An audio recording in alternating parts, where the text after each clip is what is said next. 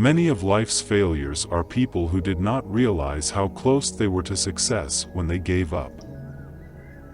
One of the problems in life is that people just give up too soon.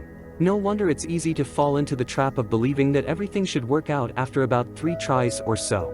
When the promise of a quick fix is sold to us all the time and people around us are buying into it, then it becomes easy just do the same thing and align our expectations of the world around how things should work rather than how they work. If one does not give up so quickly but tries perhaps 20 to 30 times or more, there is a pretty good chance that success will come. If not, then you may spend a lot of time in a cycle where you try a new quick fix, get discouraged quickly and give up, spend some cash on the next quick fix and getting overly enthusiastic, and then continue the cycle by jumping from one magic bullet to another, never achieving much of a result.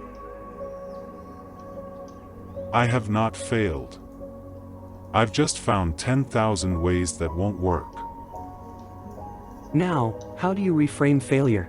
How do you look at it so you don't feel overwhelmed and give up? Well, you can look at failure as a part of a process. You look at it as ways that won't work. You draw lessons from those ways. Then you let that go, focus on the present and try again, this time perhaps in a different way. That if you look at failure as something big, like it's the end of the world, you'll probably be quite a bit afraid of it, and so it can feel too painful to go on after a few failures. Also, if you come from a place of abundance, then failure has less power over you. Failure can be really useful if you learn to redefine it for yourself. The key is to develop an abundance mentality, where there is always an abundance of opportunities, instead of a more common scarcity mentality where there is always a lack. Because with an abundance mentality you believe that there are more good opportunities out there even if you experience failure.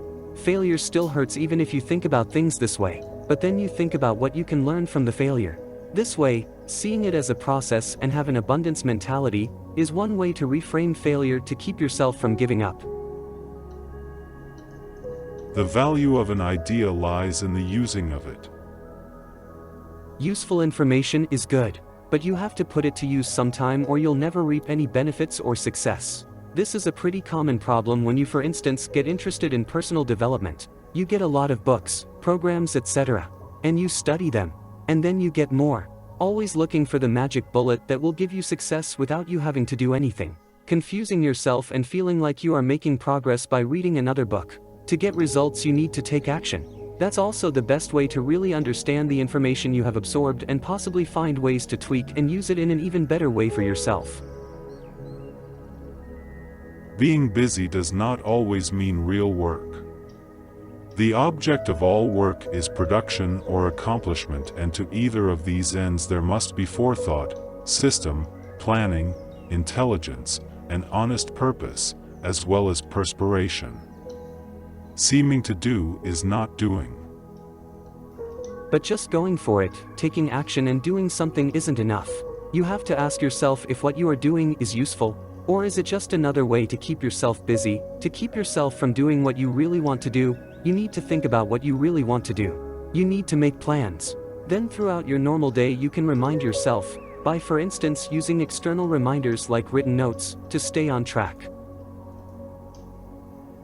Genius is 1% inspiration and 99% perspiration. There is a myth that geniuses mostly just are geniuses and can do great things pretty much as easily as you and I tie our shoelaces. But what is seldom mentioned or seen is how far geniuses can go if they just practice, practice, practice. I think you need to find something you really, really like to do. Maybe it wasn't the thing for you.